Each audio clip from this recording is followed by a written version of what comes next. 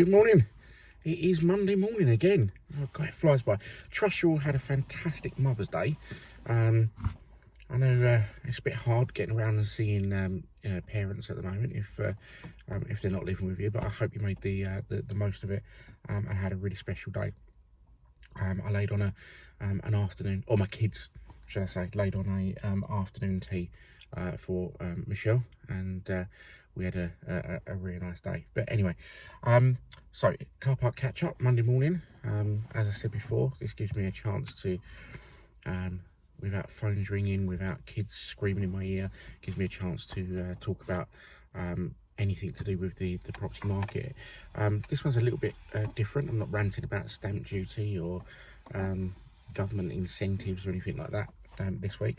This is more a kind of operational talk because a couple of people asked me over the weekend about online valuation tools. Now, for those of you that don't know, ourselves and increasingly a lot more agents have an online valuation tool on our attached to our website. So basically you can go on there, put your postcode, a few basic details, and it will come back with a valuation of your property. I say valuation, it is obviously an estimate, and this is based on land registry figures and things like that. But the reason this we was quite questioned about why we use them is because it gives a price range, and the price range is quite vast. It's I can understand why people would be a little bit confused. So you get three prices. You get a lower, you get an average, and you get a higher. And in some cases there can be £60,000 between the bottom and the top. And quite rightly, people are like, so why are you using them then if they're so extreme? Well, the reason they're extreme, I was going to say, is based on just land registry information and average for your area. But the truth is, no one can be 100% accurate. Even people that visit your property. So when we come around, we'll always explain that ultimately a property is what it's worth to the public. So an agent's job is to make sure as many people know about it as possible, so that you walk away knowing that you got the highest price. So going back to the valuation tools, what kind of role do they play if there's a £60,000 discrepancy between the top and the bottom? Is it worth even using them?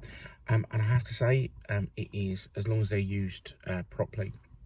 So certain areas like where we are, where I'm sitting at the moment, I'm in the car park in Canvey. For those who don't know, Canvey has a real diversity of property.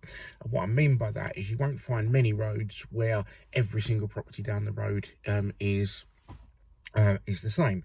So you won't get a massive row of terrace and then an avenue after an avenue after an avenue. There's certain pockets that there is, but as a whole, there's a lot of diversity. So it's one of the few areas I know where you can have a 6-bedroom detached house next to a block of flats, next to a 1-bedroom bungalow, and you'll have a massive variety in one street.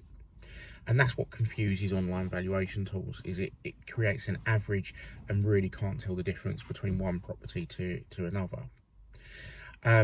If you go to an area where there's a long, if, for example, ex-local authority estates, new build estates where there was a handful of stalls built, but generally there was a lot of 1-beds in a road, a lot of 2-beds in another, then you'll get a much more accurate valuation. But it's still going to have some discrepancy. So where would you use a valuation tool? For me, it's about monitoring the market. Okay, so from our point of view as a profession, hands up, all for transparency. The reason we use online valuation tools is that we know who's thinking about moving, and we can offer our services. We never bombard people. I'm not that type of salesperson, but we will give you a call and just say, thanks for using it. Would you like it to be a little bit more accurate? And we can explain the usage of it.